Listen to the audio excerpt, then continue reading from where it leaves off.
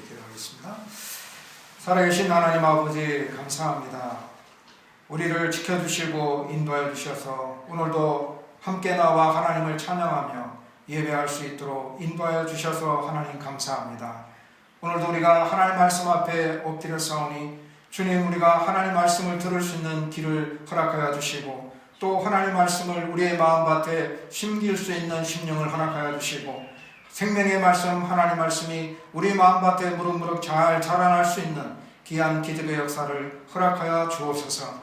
하나님, 멜번 큰 사랑교를 기억하여 주시고 하나님, 이 지역에 주 예수 그리스도를 믿어야 될 영혼들을 불러 모아주시며 함께 교회를 섬겨나가며 함께 하나님을 찬양하며 함께 이 지역의 선한 일들을 많이 해나갈 수 있는 귀한 교회로 자라갈 수 있도록 인도하여 주옵소서. 부족한 종을 주님 붙잡아 주시고 오직 하나님의 생명의 말씀을 잘 전거할 수 있도록 이끌어 주옵소서. 예수님의 이름으로 기도드리옵나이다. 아멘. 우리가 지난 시간에는 길가 같은 마음, 돌박 같은 마음을 살펴보았는데요. 길가 같은 마음은 문제가 굳어 있다는 것이었죠. 마음이 굳어 있어서 하나님 말씀을 들었지만 그 하나님 말씀이 뿌리를 내리지 못하는 그런 상태였습니다. 이 마음이 굳어 있기 때문에 또한 하나님 말씀이 뿌려져도 또 악한 마귀 사단이 와서 그 말씀을 가져가버림으로 인해서 복음의 씨앗이 뿌리를 내리지 못하는 그런 모습이었습니다. 우리의 마음을 굳게 만드는 것은 죄라는 사실을 우리가 발견하게 되었고, 그래서 우리가 매일매일 회개함으로 우리의 마음을 부드럽게 유지할 필요가 있었음을 우리가 발견했습니다. 이 돌박 같은 마음은 이 돌이 문제였는데요. 이 돌은 옛사람이 가지고 있었던 사고방식, 가치관, 습관들을 의미합니다. 이 돌덩어리를 치우고 하나님이 주시는 새로운 성품, 기독교적인 가치관을 가진 새 사람으로 기경해야 함을 우리가 깨달았습니다. 또한 돌박 같은 마음은 복음의 기쁜 소식을 깨닫고 기뻐하고 싹이 나지만 환난이나 박해가 있으면 넘어지는 자였습니다. 복음은 기쁜 소식이요 영원한 생명이며 영광이지만 복음의 여정을 걸어가는 믿음의 길은 기쁨만 있는 것이 아니라 고난도 있다라는 사실을 우리가 기억하고 자기 십자가를 지고 걸어가야 함을 우리가 깨달았습니다. 자, 이제 우리가 세 번째 가시밭 같은 마음을 살펴보고자 합니다. 이 가시밭은 가시가 자랄 수 있는 땅이지만 생장력이 강한 가시나무 외에는 다른 채소나 곡식이 함께 자랄 수 없는 아주 거친 땅입니다. 복음의 씨보다 가시가 더 잘 자라서 복음의 씨가 자랄 수 있는 기운을 막아버립니다. 따라서 이 가시떨기는 복음에 대한 신앙적 장애 요소를 의미하고 있고 복음의 씨의 기운을 꺾어버리는 것을 의미합니다. 그래서 예수님은 이 부분을 22절의 말씀에서 이렇게 설명하는데요. 가시떨기에 뿌려졌다는 것은 말씀을 듣느나 세상의 염려와 재물의 유혹에 말씀이 막혀 결실하지 못하는 자요라고 말씀합니다.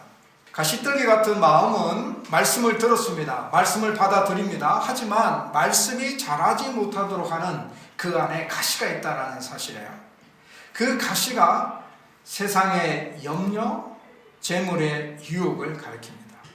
누가복음 8장 14절에 가서는 한 가지 더 보충하고 있는데요. 누가복음 8장 14절 말씀에는 가시떨기에 떨어졌다는 것은 말씀을 들은 자이나 지내는 중 이생의 염려와 재물과 향락의 기운이 막혀 온전히 결실하지 못하는 자요. 자, 여기서 한 가지 더 보충하고 있습니다. 향락이라는 내용인데요. 그래서 이 가시는 염려, 재물, 향락을 의미하고 있습니다. 이 세 가지가 우리의 마음밭에 있기 때문에 이러한 것들로 인하여서 하나님 말씀이 떨어져도 그 말씀이 자라지 못하는 그런 결과를 나타낸다라고 말씀하고 있는데요. 첫째, 우리가 이 세상의 염려, 참 우리는 세상에 살면서 많은 일들에 대해서 염려를 합니다. 어떨 때는 건강 때문에, 또 어떨 때는 취직 때문에, 어떨 때는 결혼, 또 자녀 등 여러 가지 염려할 일들이 우리가 살아가면서 참 많습니다. 그뿐만 아니라 아직 일어나지도 않은 일들에 대해서도 우리가 염려합니다. 염려하게 되면 우리가 용기를 잃게 됩니다. 염려하게 되면 우리가 우울해지게 됩니다. 성령은 염려에 대해서 뭐라고 우리에게 말씀하고 있느냐면 마태복음 6장에 보면은 이렇게 말씀합니다. 염려에 대해서 이야기하면서 공중에 나는 새를 보라. 들에 피는 백합화를 보라. 심지도 않고 거두지도 않고 창고에 모아 들이지도 아니하되 너희 천부께서 기르시나니 너희는 이것들보다 귀하지 아니하냐. 오늘 있다가 내일 아궁이에 던지우는 덜풀도 하나님이 비시거든 하물며 너희일까 보냐. 믿음이 작은 자들아 그러므로 무엇을 먹을까 무엇을 마실까 무엇을 입을까 염려하지 말라. 이렇게 말씀하셨습니다. 자, 우리가 이 말씀 속에서 한 가지 더 발견할 수 있는 것은 염려라는 말씀과 믿음이라는 말씀이 대조되어 나타난다는 사실을 발견하게 됩니다. 염려하는 자들 향해서 믿음이 작은 자들아 라고 말씀하고 있어요. 염려와 믿음, 이것이 서로가 대조되는 것을 볼 수 있는데요. 우리가 염려하고 있다는 것은 곧 하나님을 온전히 믿지 못하는 연약한 믿음이 있음을 나타내고 있다는 것이죠. 하나님은 우리를 사랑하십니다. 하나님은 우리를 사랑하셔서 가장 소중한 예수 그리스도의 생명을 내어주셨습니다. 하나님은 우리를 죄에서 건져주셨고 우리에게 영원한 생명을 주셨습니다. 세상에 있는 그 무엇보다도 하나님은 우리를 사랑하시고 소중히 여기시고 함께 하시기를 원하십니다. 하나님은 이런 모습으로 우리에게 다가오시고 함께 하시기를 원하시는데 우리는 믿음이 없어 세상의 염려에 흔들리는 것입니다. 하나님은 우리에게 있어야 할 것들을 다 알고 계시고 우리에게 가장 좋은 것을 주시기를 원하시는데 우리가 염려함으로 믿음이 연약해서 하나님의 은혜를 받아 누리지 못하는 것입니다.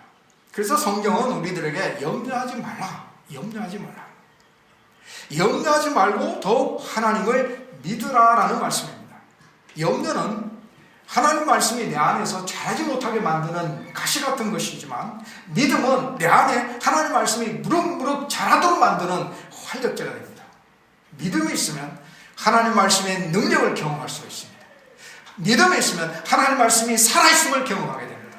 근데 염려가 내 안에 있으면 염려로 하나님 말씀을 능력을 우리가 경험하지 못합니다. 자, 엘리사 시대에 있었던 사건인데요. 이 아람 왕이 이스라엘을 치기를 원했어요. 이스라엘을 쳐서 이기기를 원했는데 이스라엘을 치려고 하는 그 장소가 매번 발각되어서 이스라엘 군사들이 먼저 방어를 다 준비하니까 이길 수가 없었어요. 그래서 아람 왕이 신하들에게 누군가 우리 중에 이스라엘과 내통하는 자가 있으니까 찾아내라 이렇게 명령을 합니다. 그러자 신하 중 한 사람이 이스라엘에는 엘리사가 있습니다. 이 엘리사라는 이 선지자가 왕이 침실에서 말하는 것까지도 다 알고 이스라엘 왕에게 다 알린다라고 이렇게 보고를 했어요. 그러자 이 아람 왕이 이 엘리사를 잡아야 되겠다. 이 엘리사를 잡아야 우리가 이스라엘을 칠 수 있겠구나라고 생각하고 이 엘리사를 잡기 위해서 수많은 군사들을 엘리사가 있는 이 도단이라는 성으로 보냅니다. 그래서 밤에 이들이 도착해서 이 도단이라는 성을 둘러쌉니다. 아침에 엘리사의 사원이 일어나서 보니까 군사와 말과 병거가 성읍을 이렇게 둘러싸고 있는 겁니다. 이것을 보게 된 거죠. 그래서 엘리사에게 말합니다. 내 주여 우리가 어찌하오리까? 불안해하고 염려하고 두려워하는 겁니다. 예요, 위협하는 이 아람의 군사들을 보았기 때문입니다. 근데 엘리사는 염려하거나 불안해하지 않았어요. 왜냐하면 우리와 함께한 자가 저들보다 많음을 알았기 때문입니다. 자, 이 사건 속에 엘리사가 이 사환을 위해서 하나님 앞에 기도하는데 그의 눈을 열어보게 하옵소서라고 하나님 앞에 기도를 했어요. 그래서 이 사환이 눈이 열리고 보니까 불말과 불병거가 산에 가득한 것을 보게 된 겁니다. 그들을 지키고 있는 불말과 불병거를 보게 된 거죠. 그러니까 불안이 떠나가게 되고 염려가 사라지게 되고 평안을 누리게 된 겁니다. 믿음의 눈이 열리니 염려가 떠나가게 된 겁니다. 하나님이 나와 함께 하신다는 사실을 알게 되니 그것을 보게 되니 아람 군사가 그들을 포위하고 있어도 그들 안에 평안이 깃들게 된 겁니다. 염려가 마음에 가득 차면 열매를 맺을 수가 없습니다. 그래서 베드로전서 5장 7절 말씀에도 너의 염려를 다 주께 맡기라. 맡길 수 있으니까 맡기라 하는 거죠. 주께 다 맡기라. 맡겨야 될 이유는 뭐냐면 주께서 우리를 돌보신다라고 말씀하고 있습니다. 염려를 다 주께 맡기라 이 말씀과 이어져 나오는 것이 주께서 너희를 돌보신다는 말씀이 연결됩니다. 하나님이 돌보시기 때문에 염려를 맡길 수 있다는 것이죠. 불마가 불번개로 인해서 엘리사를 지키신 것처럼 불꽃 같은 눈으로 우리를 지키시는 하나님이 우리에게 계시기 때문에, 하나님이 이처럼 우리를 돌보시기 때문에 우리는 염려를 주께 맡길 수 있다는 것이죠. 우리는 새보다 귀한 존재입니다. 우리는 예수 그리스도의 보혈의 피로 거듭난 자들입니다. 우리는 하나님의 백성이요 그의 기르시는 양입니다. 그러므로 하나님은 우리를 돌보십니다. 그러면 우리는 우리의 염려를 다 주님께 맡길 수 있는 좋은 마음의 밭을 가꿀 수 있다는 것입니다. 자, 둘째는 우리의 말씀의 기운을 막아버리는 것으로 재물의 유혹을 언급하고 있는데요. 재물의 유혹에 끌려다니면 말씀이 자라지 못합니다. 마태복음 19장에 보면은 부자 청년에 대한 이야기가 나오는데, 이 부자 청년은 영생에 대해서 아주 갈망하는 마음이 있었습니다. 어떻게 하면 영원히 살 수 있을까? 영생에 대한 이 갈망이 있어서 예수님께 나와서 물었습니다. 선생님, 내가 무엇을 선한 일을 하여야 영생을 얻을 수 있습니까? 무슨 선한 일을 하여야 내가 영생을 얻을 수 있습니까? 라고 물었습니다. 그때 예수님이 대답하십니다. 영생에 들어가려면 계명들을 지키라고 했어요. 그러자 부자 청년이 나는 이 계명을 다 지켰습니다 라고 대답을 합니다. 그러면서 아직도 무엇이 부족합니까? 라고 예수님께 질문했을 때 예수님이 대답하시기를 가서 내 소유를 팔아 가난한 자들에게 주고 와서 나를 따르라 라고 말씀합니다. 이 부자 청년은 재물이 많아서 이 말씀을 듣고 근심하며 돌아가게 됩니다. 왜 예수님이 이 부자 청년한테 재물을 다 팔아서 가난한 자들에게 주라고 하셨을까? 정말 예수 그리스도를 따르는 사람들이라면 정말 자신이 가지고 있는 재물들을 팔아서 가난한 자들에게 주어야 정말 예수 그리스도를 따르는 제자의 모습인가? 아닙니다. 예수님은 이 부자 청년이 재물에 얽매여 있는 상태, 재물에 얽매여 있는 상태라는 사실을 아셨기 때문에 이 부자 청년이 마지막으로 붙잡고 있었던 이 재물을 놓고 예수님을 붙잡아야 하는데 그 재물을 붙잡고 있으니까 예수님을 붙잡을 수가 없는 것입니다. 그래서 이 재물을 놓기를 예수님께서 처방을 내리신 겁니다. 재물보다 영생이 더 중요하죠. 영생을 얻고자 갈급해하는 마음으로 예수님께 나왔지만은 실상은 영생보다 재물을 더 붙잡고 있는 이 부자 청년의 마음으로 인해서 이 부자 청년은 슬픈 기색을 띠며 돌아갔습니다. 재물의 유혹, 재물의 욕심, 재물의 손을 놓지 못한 것이죠. 마태복음 6장 24절 말씀에 보면 한 사람이 두 주인을 섬기지 못할 것이니 혹 이를 미워하고 저를 사랑하거나 혹 이를 중히 여기고 저를 경히 여깁니다. 너희가 하나님과 재물을 겸하여 섬기지 못하느니라는 말씀이 있습니다. 자, 여기서 이 말씀 속에 두 가지 단어가 아주 중요하게 나타나는데요. 주인과 섬김이라는 단어입니다. 재물과 하나님과의 관계를 설명하고 있는데 주인과 섬김이라는 단어가 여기 나타납니다. 자, 주인과 섬김 어디에 잘 어울리는 말씀입니까? 재물입니까? 하나님입니까? 누가 주인이고 누가 섬김의 대상입니까? 하나님이시죠? 그런데 사람들은 재물에게 주인, 섬김이라는 단어를 더 쉽게 적용시킵니다. 재물은 우리의 주인이 되지 못합니다. 재물은 우리의 섬김의 대상이 아닙니다. 우리의 주인은 하나님이시고 우리의 섬김의 대상은 하나님이십니다. 근데 이 부자 청년은 재물이 주인이고 섬김의 대상이었기 때문에 근심하며 돌아갔던 겁니다. 이처럼 재물의 유혹에서 우리가 빠져나오지 못하면 영적인 성장을 이루기가 어렵습니다. 마지막 세 번째, 이 말씀의 기운을 막아버리는 이 부분, 향락이라는 부분인데요. 이 향락은 즐거운 것이죠. 쾌락을 추구하는 것을 의미합니다. 세상의 즐거움을 찾아다니다가 하나님의 말씀에 뿌리를 내지 못하는 그런 경우를 의미합니다.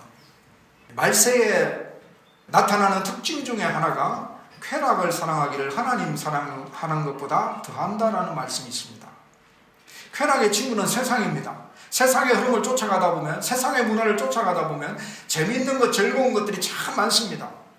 그런데 문제는 세상과 벗된 것이 하나님과 원수된다라는 것이에요. 하나님보다 더 사랑하는 쾌락이 있다면 이것을 제거해야 합니다. 그래야 열매를 맺을 수 있습니다. 마지막 네 번째, 좋은 밭. 그러면 좋은 밭은 뭘까? 좋은 밭 같은 마음은 무엇일까요? 좋은 밭은 앞에서 언급한 나쁜 밭의 문제들을 다 제거한 것이죠. 좋은 땅은 부드러운 땅이고, 좋은 땅은 돌멩이가 제거된 땅이고, 좋은 땅은 가시가 없는 땅입니다.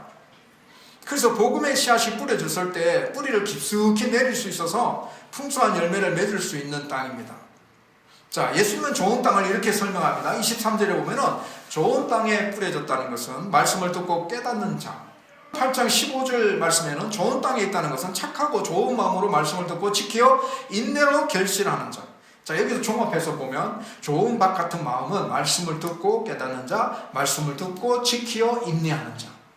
좋은 밭 같은 마음은 복음의 말씀을 듣고 깨달았습니다. 알았습니다. 그 말씀에 순종합니다. 그리고 그 말씀이 이루어질 때까지 참고 기다립니다. 저는 이것을 한마디로 표현하자면 믿음이라고 표현하고 싶습니다. 진짜 살아있는 믿음 말입니다. 가짜 말고, 해석적인 믿음 말고 진짜 살아있는 믿음. 진짜 살아있는 믿음은 하나님의 말씀을 듣고 깨닫고 그 말씀을 지키고 그 말씀이 이루어질 때까지 인내하는 믿음의 모습을 드러내는 것. 이게 진짜 좋은 밭 같은 마음의 모습, 살아있는 믿음을 가진 자의 모습이라고 생각을 합니다. 좋은 밭 같은 마음은 예수 그리스도의 구속 사역을 알았습니다. 왜 예수님이 십자가를 지셨는지 알았습니다. 제자의 삶이 무엇인지 알았습니다. 그 다음 좋은 밭 같은 마음은 뒤따라야 할 것은 순종입니다. 나를 위하여 십자가를 지신 주님을 알았을 때 그 주님을 찬양하는 것입니다. 그 주님을 온전히 경배하는 것입니다. 참된 제자의 삶이 무엇인지 알았을 때 그 말씀에 순종하여 세상의 작은 예수 그리스도의 모습을 드러내는 것입니다. 내 삶에 아직 하나님이 주시는 풍성한 열매가 없다 할지라도 인내하며 기다리는 믿음의 모습을 드러내는 것입니다. 야고보서 5장 11절에 보면은 보라 인내하는 자를 우리가 복되다 하나니 너희가 욥의 인내를 들었고 주께서 주신 결말을 보았거니와 주는 가장 자비하시고 긍휼히 여기시는 이시니라. 욥이 얼마나 수많은 고난을 당했습니까? 그러나 끝까지 욥이 인내하며 믿음을 버리지 아니했을 때 하나님께서 욥에게 2배나 되는 더 큰 축복을 주신 것을 우리가 잘 알고 있습니다. 하나님은 믿음의 인내를 외면하지 않으시고 욥에게 주신 축복처럼 우리에게 자비와 긍휼을 베풀어 주실 것입니다. 말씀을 맺겠습니다. 가시밭 같은 마음의 문제는 가시가 존재한다는 것인데요. 가시는 세상의 염려와 재물의 유혹과 또 향락입니다. 세상의 염려에 대해서는 성경은 염려하지 말라라고 말씀합니다. 이 염려하지 말라라는 말씀은 아무것도 하지 말고 그냥 손 놓고 기다려라는 말씀이 아닙니다. 오해하면 안 돼요. 염려하지 말라는 것은 이 걱정하지 말라는 것이지 그 문제에 대해서 치밀하게 계획하고 분석하고 연구하고 노력하고 수고의 땀을 흘려야 됩니다. 그런 부분을 배제하는 것이 아니에요. 염려하지 말라는 것은 낙심하지 말라는 겁니다. 두려워하지 말라는 겁니다. 성경은 우리에게 염려하지 말라 했습니다. 염려는 곧 믿음과 결부되는 것이므로 염려가 우리 안에 일어나게 된다는 것은 우리의 믿음이 작아진다는 사실을 우리가 기억하고 더 하나님을 바라보는, 더 하나님을 의지하는 믿음을 좀 더 키워나가는 모습이 우리에게 필요하다는 것이죠. 우리의 주인과 섬김의 대상은 하나님입니다.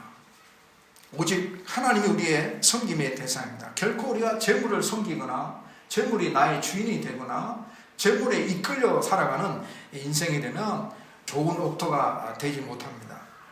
또한 세상의 쾌락을 하나님 사랑하는 것보다 더 열심히 하게 되면 우리 하나님 말씀이 우리 안에 또 잘 자라지를 못합니다. 좋은 밭은 하나님 말씀을 듣고 지키고 인내함으로 결실하는 자다라고 말씀하고 있습니다.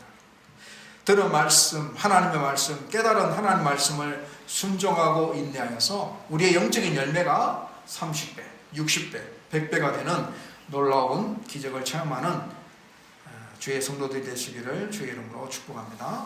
기도하겠습니다. 하나님 아버지 감사합니다. 하나님 말씀을 들어서 열매를 맺을 수 있는 좋은 밭 같은 마음이 어떤 것인가를 주께서 우리에게 알려주셨습니다.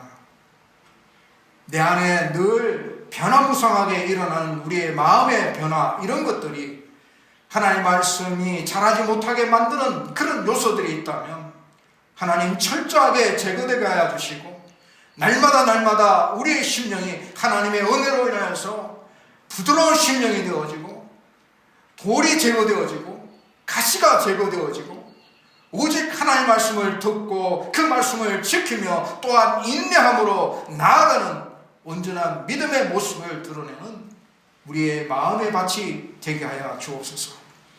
우리의 심령이 옥토 같은 마음이 되어서 하나님 말씀을 들을 때마다 그 말씀을 듣고 순종하여 열매 맺어 나가는 하나님의 거룩한 백성이 되게 하여 주옵소서.